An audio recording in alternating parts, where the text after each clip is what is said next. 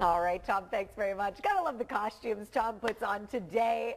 Lots to look forward to. Absolutely. Love Halloween because Yes. we can have a little fun and be a little scary too. And speaking of scary, would you live in a haunted house? I would not. Would you? Maybe. Would you really, Cindy? Oh, you're more adventurous Maybe. than me. Maybe I would. Michael Spears is out, and he is checking out the haunted house market in the Triad. Ooh. Michael, good morning. Good morning. So, Cindy, you would consider it?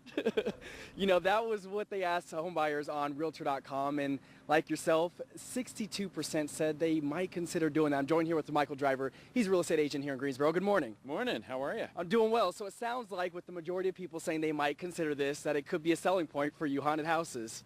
Well, there was a gentleman in Canada who actually advertised his house as not haunted, and it got him all over the internet. So you never know.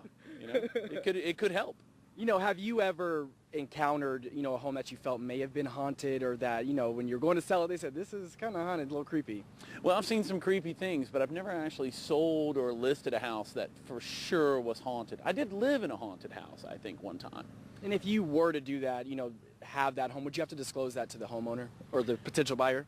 Well, in North Carolina, it's not a required disclosure. It's not on the property disclosure statement. But if it's common knowledge and you have an awareness of it, you should probably disclose it. When in doubt, disclose.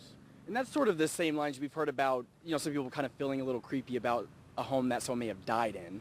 There's recently a website out, some news stories about that, where you can look up your home to see if someone had died in there. Same deal, stigmatized a little bit? Well, if the house is stigmatized, and again, if it was common knowledge, if everyone is aware of it except your buyer, you should tell them. You should always disclose that sort of thing. A house where a murder has happened or someone has died.